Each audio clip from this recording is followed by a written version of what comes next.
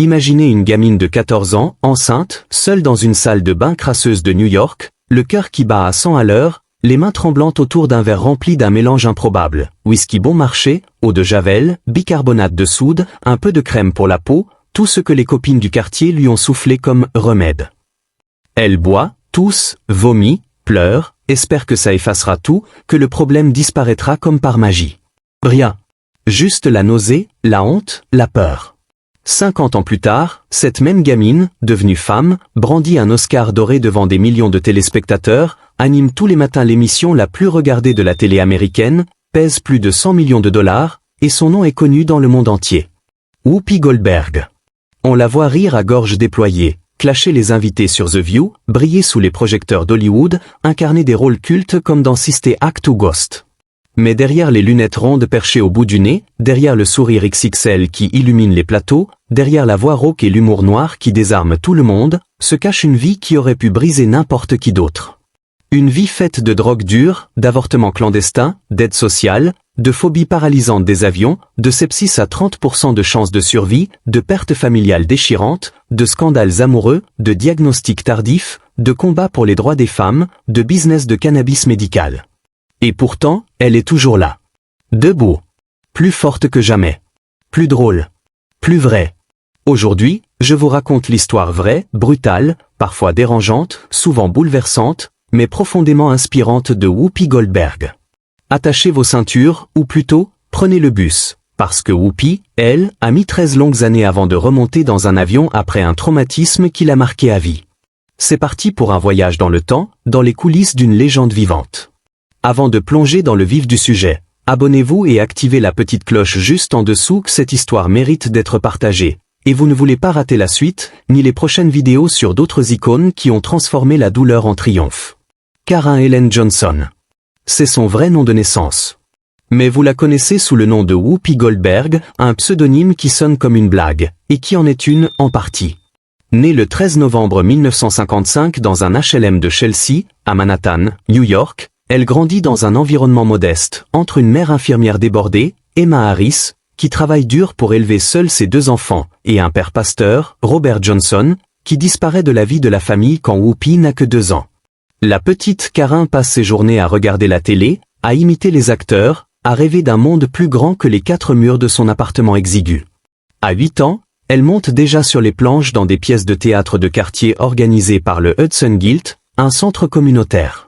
Elle joue, elle rit, elle oublie un instant la pauvreté, les factures, l'absence. À 14 ans, elle tombe enceinte pour la première fois. À 17 ans, elle quitte l'école sans diplôme, convaincue qu'elle est trop bête pour réussir.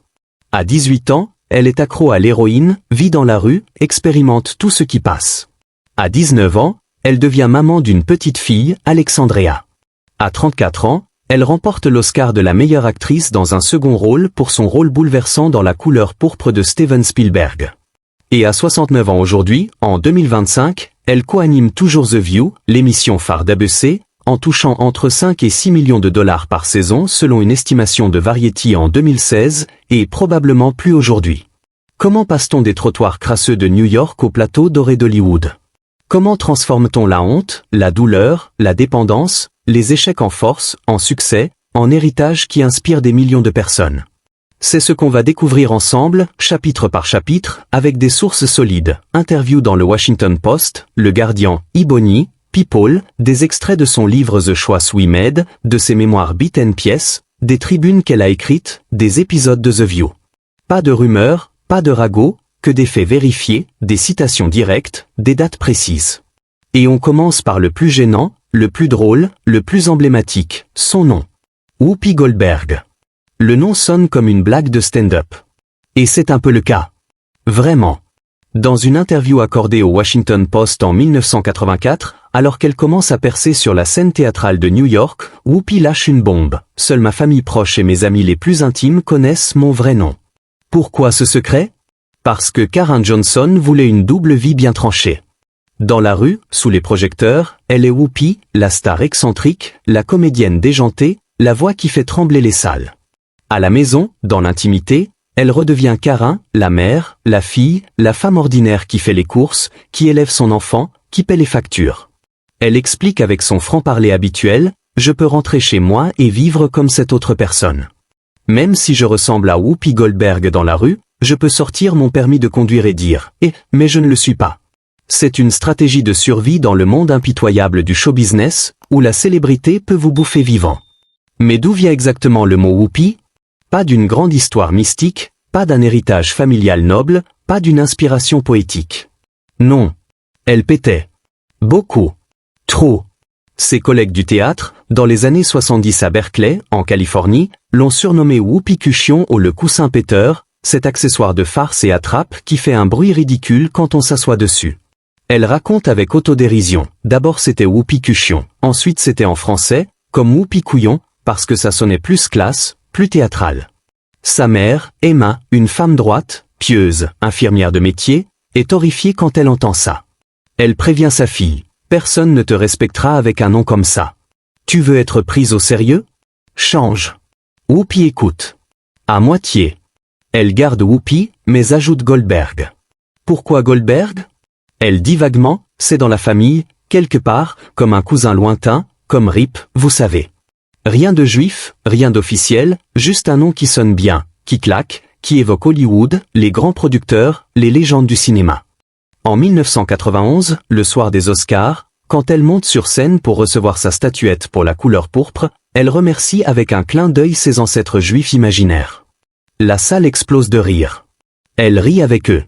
Mais derrière cette blague, il y a une vérité profonde. Whoopi a transformé une insulte de cour de récré, un surnom moqueur basé sur un paix, en marque mondiale, en synonyme de génie comique, de résilience, de succès planétaire. Pensez-y 2 secondes.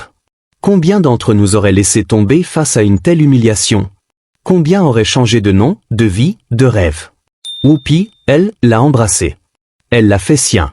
C'est du Whoopi pur jus, transformer la honte en or. 1969, New York. Whoopi a 14 ans.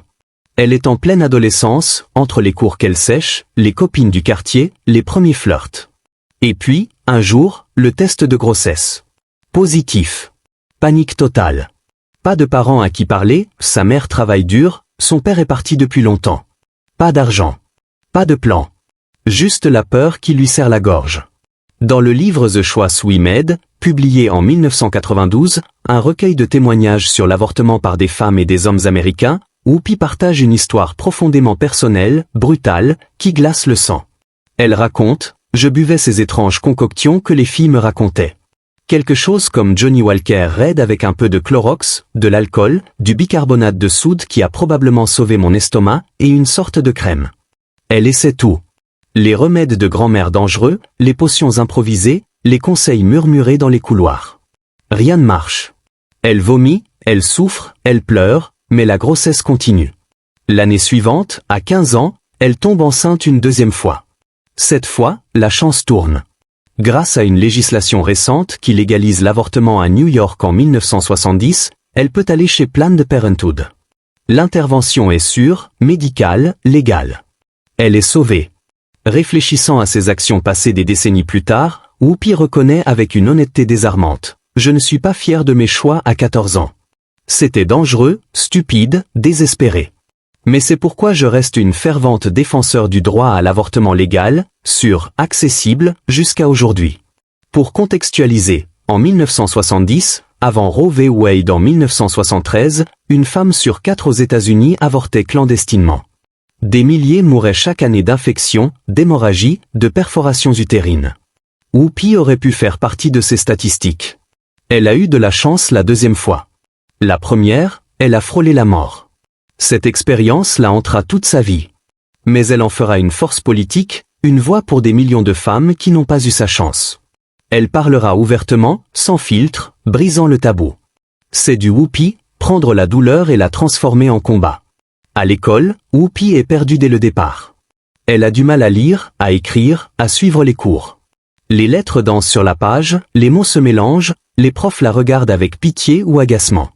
On la traite de lente, de paresseuse, de pas très intelligente. Elle internalise tout ça. Elle croit dur comme fer qu'elle est bête. Frustrée, humiliée, elle prend la décision difficile de quitter l'école avant son 17e anniversaire. Dans une interview avec Ebony, elle se souvient. vous ne voulez pas être étiqueté comme étant peu intelligent pour le reste de votre vie. J'avais l'impression de l'être pendant une partie significative de la mienne, selon tous les documents, et je ne pouvais tout simplement pas faire face. Elle vide son casier, dit au revoir à ses rares amis, et plonge dans la rue. Ce n'est que des années plus tard, à 34 ans, après avoir gagné l'Oscar et être devenue une star mondiale, que la cause profonde de ses difficultés académiques est enfin identifiée, la dyslexie. Un trouble d'apprentissage qui touche des millions de personnes, mais qui, dans les années 60 et 70, était rarement diagnostiqué, surtout chez les enfants noirs issus de milieux modestes. Elle dira, si quelqu'un avait reconnu mon trouble plus tôt, si on m'avait fait passer des tests, si on avait plaidé pour moi, peut-être que mon chemin aurait été différent. Peut-être que j'aurais fini le lycée, que j'aurais eu plus confiance. Qui sait? On ne peut s'empêcher de se demander, en effet. Combien d'enfants comme Whoopi ont été laissés pour compte parce que le système n'a pas vu, n'a pas compris? Combien ont abandonné leurs rêves parce qu'on leur a dit qu'ils étaient nuls? Whoopi, elle, n'a pas abandonné. Elle a juste pris un autre chemin. Plus dur. Plus dangereux. Après avoir quitté l'école à 17 ans, Whoopi Goldberg plonge dans les rues de New York des années 70, une jungle de drogue, violence et désespoir. Elle expérimente LSD, cocaïne, puis héroïne, devenant rapidement dépendante. People la qualifie de « toxicomane endurci ». Elle admet « plus tu consommes, moins tu te sens bien ». C'est un cycle destructeur. Elle touche le fond, squat, overdose évitée, prostitution occasionnelle. Surmonter l'addiction prend des années, avec rechutes fréquentes, il m'a fallu beaucoup d'essais. Seule drogue conservée, la marijuana, pour soulager ses règles douloureuses. En 2019, elle plaide pour sa légalisation au New Jersey et cofonde Whoopi et Maya, marque de cannabis médical, thé, baume, aidant des milliers de femmes. De la rue à l'entrepreneuriat, une transformation radicale. En rehab à New York, elle rencontre Alvin Martin, conseiller en toxicomanie. Ils se marient en 1973, à 19 ans, Whoopi donne naissance à Alexandria, son unique enfant. Divorce en 1979. Sans job, elle part pour la Californie avec sa fille, rêvant d'Hollywood. Le cycle familial se répète, Alexandria enceinte à 15 ans, Whoopi grand-mère à 34 ans. À San Diego puis Berkeley, elle enchaîne petits boulots, maçonnerie, maquillage de défunts en maison funéraire. Insuffisant, elle vit 5 ans de l'aide sociale, sous surveillance intrusive des travailleurs sociaux, interdiction de partager la nourriture.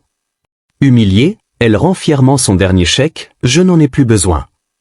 Premier rôle théâtraux marque son indépendance. Traumatisme en 2001, témoin d'une collision aérienne à San Francisco. Phobie, 13 ans sans avion, voyage en bus customisé, sanctuaire roulant. Un gros chèque la pousse à voler en jet privé, anxiété intense, mais victoire. Ce n'était pas impossible. De la dépendance à la résilience, Whoopi transforme chaque épreuve en force. Whoopi Goldberg est reconnaissable entre mille avec ses lunettes rondes caractéristiques, habituellement perchées au bout de son nez. Ces lunettes ne sont pas seulement un accessoire de mode excentrique. Elles sont une nécessité vitale en raison de sa vue considérablement dégradée. Lors d'un épisode de The View, elle révèle que sa vision s'est tellement détériorée qu'elle n'est plus autorisée à conduire. « J'ai un chauffeur », annonce-t-elle avec son habituel sens de l'humour. Elle reconnaît les limitations imposées par sa mauvaise vue, ce n'était pas assez bon, et ça faisait que les gens se sentaient nerveux quand j'étais au volant. Par conséquent, renoncer à ses privilèges de conduite est une sage décision. La chirurgie corrective n'est pas une option viable pour elle. Elle trouve une solution pratique. Elle réside dans le New Jersey, ce qui est assez commode pour que son chauffeur puisse la transporter jusqu'à New York pour filmer The View. Cet arrangement lui permet de continuer son travail sans le stress supplémentaire de naviguer avec ses problèmes de vision. Whoopi Goldberg a vécu une série de mariages ratés. Son premier mariage avec Alvin Martin s'est terminé par un divorce en 1979 après 6 ans. En 1986, elle épouse le directeur de la photographie David Classen, mais cette union dure seulement jusqu'en 1988. Son troisième mariage est avec Lyle Trachtenberg en 1994, mais il divorce seulement un an plus tard, en 1995. À ce jour, Whoopi n'a pas refait sa vie en couple durable, et il est peu probable qu'elle remonte à l'hôtel. Dans une interview de 2009 avec The Guardian, elle admet « Je n'étais pas totalement engagée envers quelqu'un, et j'ai reconnu que je n'étais pas très douée en relations amoureuses. » Elle explique qu'elle a consacré de nombreuses années à subvenir aux besoins de sa fille Alexandria et à élever sa petite fille, leur donnant tout son temps, son énergie, son argent.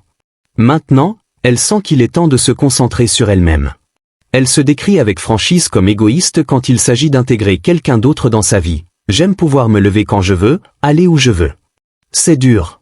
À l'époque, elle est contente de vivre une vie solitaire avec son chat Oliver, qui pourrait sembler solitaire pour certains. Mais en 2011, elle accueille un autre ami à fourrure, Vin, un chat de sauvetage. Les animaux sont ses vrais compagnons. Sur le plateau de Made in America en 1993, Whoopi tombe profondément amoureuse de son partenaire à l'écran, Ted Danson. La complication est majeure. Danson est marié à Casey Coates. Selon People, Coates avait fait un AVC en 1979 en donnant naissance à leur fille Kate. Miraculeusement, le bébé est en bonne santé, mais le côté gauche de Casey reste totalement paralysé. Malgré la permission de Coates à Danson de la quitter, il choisit de rester à ses côtés, jusqu'à ce qu'il rencontre Whoopi. Les conséquences sont immenses. Danson doit verser 30 millions de dollars à Casey dans leur règlement de divorce. Non seulement son image d'homme de famille irréprochable est ternie, mais Whoopi est confrontée à une intense réaction négative du public. La controverse prend de l'ampleur en 1993 lorsque Danson fait un roast de Whoopi en blackface, utilisant apparemment le mot en haine à plusieurs reprises. Cet incident est vivement critiqué, y compris par le critique Roger Ebert. Mais Whoopi trouve le spectacle divertissant et le défend. Après un an de relations passionnées, Whoopi et Danson mettent fin à leur histoire. Cependant, le stigmate d'être la maîtresse de Danson persiste pour Whoopi. Dans une interview avec l'Orlando Sentinel, elle rappelle les étiquettes sévères auxquelles elle a été confrontée. Je suis antisémite, je suis un bigot, je suis une honte pour ma race, je suis une honte pour les femmes, je suis une briseuse de ménage, j'ai couché avec tout le monde à Hollywood. En automne 2018, Whoopi pense avoir un simple rhume. Des mois plus tard, elle se retrouve à l'hôpital avec un diagnostic terrifiant, sepsis et pneumonie dans les 2 poumons. S'adressant à People, elle se souvient que les médecins lui ont dit qu'elle avait 30% de chance de ne pas survivre.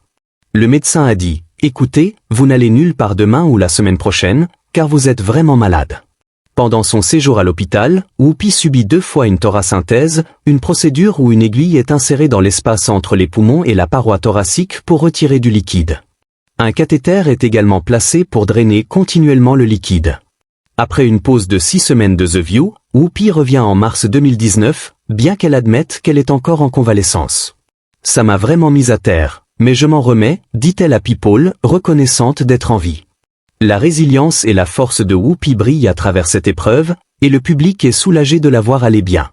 En 2023, les présentatrices de The View discutent du documentaire Below the Belt, qui explore les tourments physiques et les maux que les personnes avec un utérus doivent endurer juste pour obtenir un diagnostic précis d'endométriose.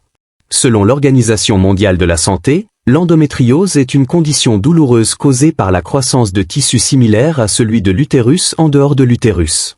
Whoopi donne son avis en révélant qu'elle a souffert d'endométriose, mais qu'elle est reconnaissante que ses médecins aient identifié le problème avant qu'il ne devienne invalidant. Cependant, son cœur se brise pour toutes les personnes qui ont reçu des diagnostics erronés et ont souffert encore plus longtemps, et pour celles dont la douleur a été ignorée. Les femmes paient des impôts. Je ne comprends pas pourquoi, lorsque les médecins vont à l'école pendant des années, ils ne sont pas formés sur le corps d'une femme, dit-elle avec passion. Et puis vous avez toutes ces personnes qui font ces commentaires, et vous savez qu'elles n'ont aucune idée de comment cela fonctionne. En mai 2024, Whoopi publie ses mémoires intitulées Bit and Piece. My Mother, My Brother, and Me. Le livre offre aux fans un aperçu intime de sa vie, couvrant tout de son éducation difficile à son récit franc et humoristique des moments scandaleux, comme son utilisation du terme délit de fuite dans un contexte inattendu. Cependant, le livre se concentre principalement sur ses relations avec sa défunte mère Emma Harris et son défunt frère Clyde K. Johnson. La perte de ces 2 figures importantes inspire Whoopi à écrire ses mémoires. Les 2 personnes les plus magnifiques que j'ai jamais connues étaient ma mère Emma et mon frère Clyde. Ils ont presque tout à voir avec la personne que je suis devenue, écrit-elle. Lorsque la mère de Whoopi décède d'un AVC le 29 août 2010, elle partage la nouvelle déchirante lors d'un épisode de The View. Réfléchissant à l'esprit aventurier de sa mère, Whoopi déclare « Je ne suis pas triste parce qu'elle a passé un bon moment. Ma mère était une grande aventurière. Elle aimait partir à l'aventure, et mon frère et moi nous sommes assurés que sa vie était pleine et riche. » Elle exprime aussi son inquiétude quant à savoir qu'il aimerait aussi profondément que sa mère, mais trouve du réconfort dans le lien qu'elle partageait avec son frère. Après le décès de leur mère, Whoopi s'appuie beaucoup sur Clyde. Tragiquement, il décède 5 ans plus tard, en 2015, laissant un autre vide immense dans sa vie. Whoopi Goldberg a commencé comme comédienne de stand-up dans les clubs underground de San Francisco dans les années 80. Son one-woman show The Spook Show la propulse sur la scène nationale.